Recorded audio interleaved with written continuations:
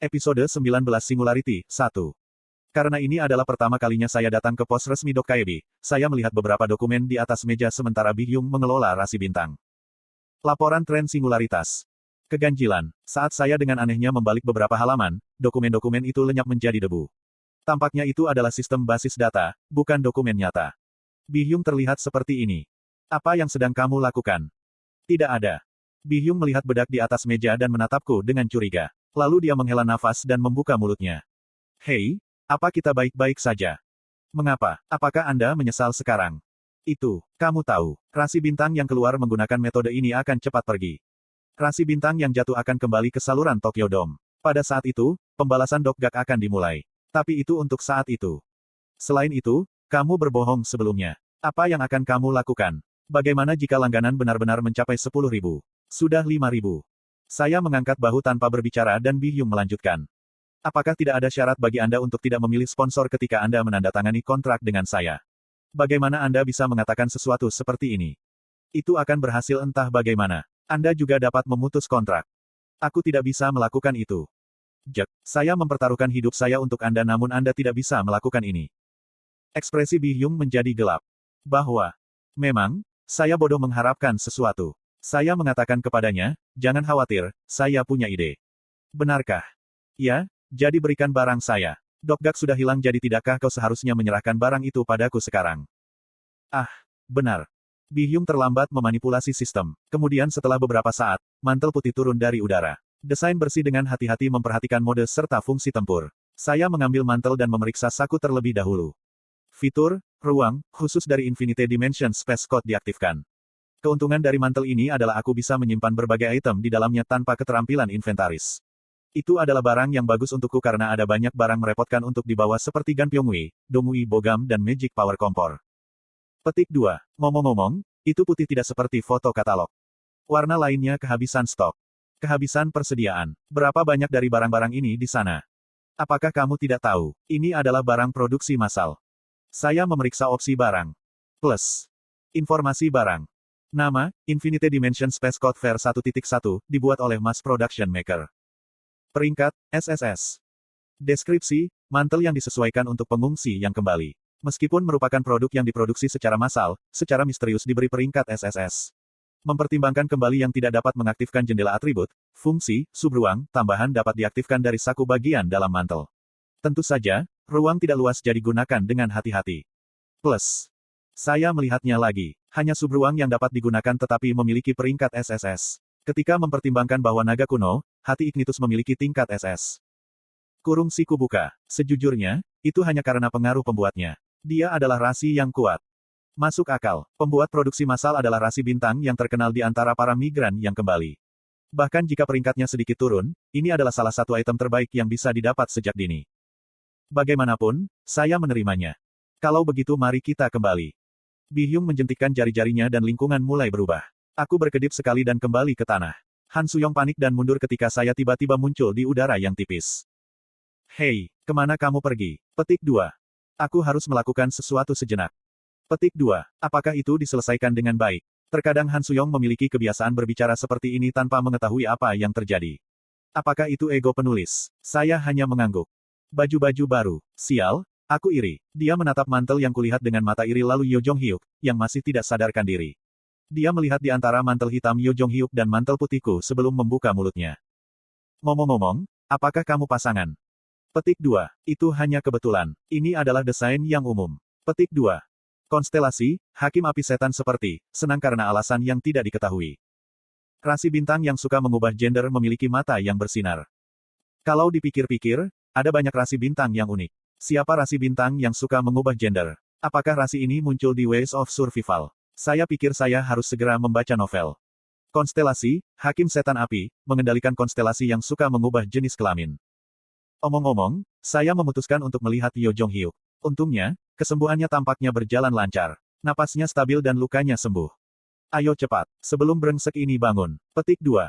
Yo Jong Hyuk pingsan dengan 2 kepalan tinju. Tidak sulit membayangkan apa yang akan terjadi jika orang ini bangun lebih dulu. Saya meninggalkan Gang Donggu bersama Han Suyong. Yo sangat dibawa oleh avatar Han Suyong. Dia masih tak sadarkan diri karena kelelahan. Saya telah kembali ke medan perang tempat kami melawan Antinus tetapi tidak dapat menemukan Lisaon. Tidak ada tubuh sehingga dia tampak hidup. Saya hanya tidak tahu mengapa dia tidak datang kepada saya. Dia harus terluka parah setelah diserang oleh bencana penetasan. Han Suyong melihat ke arah saya dan bertanya, apakah benar-benar tidak apa-apa meninggalkannya? Tidak apa-apa. Tapi itu poisoner. Bisakah kamu mempercayainya? Petik 2. Yo Jong-hyuk yang tidak sadar ditinggalkan oleh Lee Seolwa. Poisoner awalnya bukan orang jahat. Itu karena parasite. Petik 2. Dalam banyak episode di mana dia tidak terinfeksi oleh pemandu, Lee Seolwa disebut dokter daripada poisoner. Mungkin dia akan dipanggil demikian dalam regresi ini. Bawa dia dan pergi ke Gaebongdong. Di divisi militer 5603, seorang prajurit miskin akan menunggu Anda. Saya mengkonfirmasi lokasi Lee Hyun-sung menggunakan Omniscient Reader's Viewpoint dan memutuskan untuk menerima saran Yo Jong-hyuk. Saya sombong untuk berpikir saya bisa meningkatkan rekan kerja saya dengan kekuatan saya. Saya memiliki waktu dan informasi yang terbatas, bahkan jika saya seorang pembaca yang lengkap. Oleh karena itu, pelatih terbaik untuk Lee Hyun-sung saat ini bukan saya, tetapi Yo Jong-hyuk. Saya lapar. Bisakah kita makan itu? Petik 2. Saya menunjuk ke sebuah tanaman yang tumbuh di sekitar gedung bertingkat tinggi. Spesies tanaman kelas 7, Yanaspleta, menatapmu. Han Suyong menatap mata bunga matahari besar dan berteriak ketakutan. Bisakah kita makan itu? Kita harus memakannya karena tidak ada yang lain. Menurut Ways of Survival, itu cukup enak. Ia juga anak-anak dan mudah diburu. Petik 2.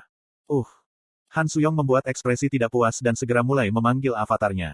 Kami memotong batang dan tentakel spesies tanaman. Yanaspleta itu segera terputus dari akarnya dan menutup matanya. Sekali lagi, saya merasa menjadi lebih kuat. Bahkan jika masih muda, spesies kelas 7 ditangani dengan mudah. Han Suyong, apakah kamu akan makan? Petik 2. Petik 2. Aku tidak tahu. Kalau begitu aku akan memasak. Saya mulai memasak Yanaspleta seperti yang saya baca di Ways of Survival. Saya mengupas kulit batang yang keras dan menaburkan sedikit garam ramuan yang saya dapatkan dari toko kelontong terdekat. Bagian dalamnya berisi daging berwarna merah muda yang mengingatkan pada daging kepiting musiman. Mata Han Suyong bersinar. Apa-apaan ini? Itu tanaman, kan? Petik 2. Tepat sekali. Kami sedang makan salad. Tentu saja tidak. Saya akan membakarnya. Petik 2. Saya memotong cabang pohon di sekitarnya, mengubah tangkai Yanaspleta menjadi tusuk sate dan meletakkannya di Magic Power Stove. Saya mengatur kompor menjadi api sedang tetapi butuh waktu lama untuk memasak karena itu adalah spesies kelas 7. Saya membalikkannya beberapa kali dan kemudian menaburkan lebih banyak garam. Setelah beberapa waktu, bau daging panggang memenuhi area tersebut. Hei, bisakah kau mencium baunya? Tunggu, kita belum bisa memakannya dulu. Aku menghentikannya dari meraih ke kompor dan memberinya cangkir teh yang telah menghangat di samping. Minumlah ini sebelum makan. Apa itu? Jus dari batang rebus. Itu perlu dikonsumsi sebelum makan Yanaspleta. Petik 2. Han Suyong mengambil cangkir itu dengan ekspresi ragu. Kemudian setelah beberapa saat, ekspresinya menjadi terkesan. Dia minum semua jus dan mulai memotong batangnya. Makan perlahan. Petik 2. Ini bukan lelucon. Kamu benar-benar bisa memasak. Petik 2. Mungkin hanya di dunia yang hancur ini. Saya tertawa karena dia terlihat seperti anak berusia 5 tahun yang mengisi wajahnya dengan makanan enak. Beberapa rasi bintang yang suka memasak ingin tahu tentang masakan Anda. Beberapa rasi bintang yang suka kemajuan cepat dan kekerasan mengeluh. Rasi bintang, Prisoner of the Golden Headband, mengatakan untuk terus menonton. Ada 1 minggu tersisa sampai awal skenario kelima. Bencana neraka terbakar dan bencana pertanyaan telah diatasi, membuat pembangunan menjadi lancar. Yo Jong-hyuk akan mengambil bencana di barat dengan Lee Hyun-sung begitu dia bangun sementara Raja Pengembara akan menangani utara. Satu-satunya hal yang harus diperhatikan sekarang adalah bencana sentral. Saya mengambil jus Yanaspleta dan melihat Yo Sangah yang masih tak sadarkan diri. Yo Sangah si. Apakah saya salah? Yo Sangah yang tidak sadar jelas tersentak. Aku tahu kondisi mentalmu sekarang. Datang dan makan ini. Petik 2. Petik 2 petik 2. Jika tidak, aku akan memakannya. Yo Sangah tidak bangkit. Lalu aku mendengar suara geraman dari perutnya. Kamu pasti sedang tidur. Maka kita akan makan ini. Ah, terlalu lesat. Petik 2. Petik 2. Tunggu sebentar. Yo Sangah berteriak dan bangkit dari tempatnya. Seperti yang diharapkan, Yo Sangah tidak bisa hanya berbaring setelah mencium makanan. Dia mengkonsumsi banyak stamina sehingga wajar baginya untuk lapar. Aku melirik Han Suyong, yang masih makan. Hei, kamu sudah makan banyak jadi bangunlah. Petik 2. Mengapa? Apakah kamu harus bertanya? Petik 2. Anda membuat orang merasa tidak nyaman. Saya mengerti. Mungkin Han Suyong tahu bahwa Yo Sangah sudah bangun. Dia juga tahu bahwa Yo Sangah tidak akan bergerak karena kehadiran Han Suyong. Gadis ini benar-benar buruk. Aku akan berkeliling daerah itu sekali. Jangan makan semuanya dan tinggalkan aku sedikit. Mengerti. Han Suyong meraih tusuk sate dan menghilang ke dalam kegelapan. Begitu dia benar-benar menghilang, Yosanga perlahan mendekat. Tusuk sate di atas kompor membuat suara memasak yang lesat. Aku memberikan tusuk itu pada Yosanga yang ragu-ragu. Yosanga menerimanya dan mulai menggigitnya. Yosanga makan satu tusuk sate dan nyaris tidak berhasil membuka mulutnya. Lesat. Ada air mata di matanya. Siapapun yang melihatnya sekarang tidak akan mengira dia adalah gadis yang memegang belati. Makan perlahan. Dua belati di pinggangnya menunjukkan bahwa penampilannya di siang hari bukanlah mimpi. Itu 1 bulan sejak kehancuran dimulai. Saya merasa ada banyak pekerjaan yang harus dilakukan. Yosanga makan tusuk sate dengan diam sementara aku juga makan sambil mengawasinya. Tusuk sate itu sangat lesat. Seolah-olah rasanya bukan dari dunia ini. Yosanga menyaksikan nyala api dari tungku dan bergumam. Ini nyata. Mungkin. Sekarang kita tidak bisa kembali. Ya mungkin.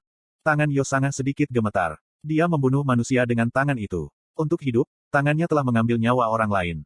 Tangan yang telah berlumuran darah seseorang sekarang menutupi matanya. Bahunya bergetar sesekali. Mungkin kebanggaan terakhirnya bahwa tidak ada isak tangis yang keluar.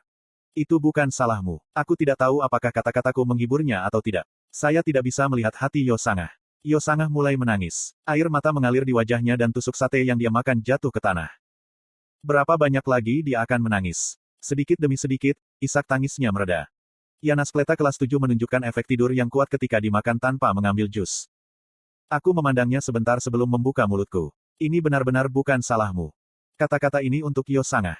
Jadi, pada saat yang sama, aku mengucapkan kata-kata yang tidak diarahkan ke Yosanga. Aku berharap untuk mengetahui siapa dirimu, bagaimana. Di kota yang hancur, tangisan seram monster terdengar. Sepertinya saya sedang berbicara sendiri. Saya menyaksikan Yosanga sambil bertanya, apakah Anda akan berpura-pura? Petik 2. Aku tidak tahu mengapa kamu mengawasiku tetapi bukankah kamu sudah melakukannya untuk sementara waktu sekarang? Bilah putih iman yang tak terputus bersinar dalam kegelapan. Aku tidak akan ragu melakukan apapun untuk mencapai tujuanku. Aku mendorong pisau putih ke tenggorokan Yosanga. Lebih baik kamu membuka mulut dengan cepat. Kecuali Anda ingin inkarnasi berharga Anda mati. Petik 2.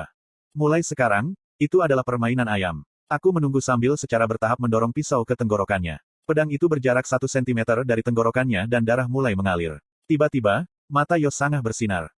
Keahlian eksklusif, dinding keempat, telah mengimbangi guncangan mentalmu. Ada tamu angin dan saya terlempar dari tubuh Yosanga. Ada kehadiran yang mengancam yang membuat hatiku kusam. Cahaya redup muncul di sekitar tubuh Yosanga. Aku menatap mata Yosanga yang buram. Bergulir di pupil, bayangan nebula jauh terlihat. Lalu suara seperti guntur meledak di kepalaku. Manusia tidak penting. Aku menyeka darah yang mengalir dari mulutku dan menyeringai. Mereka akhirnya muncul. Rasi bintang sialan Olympus.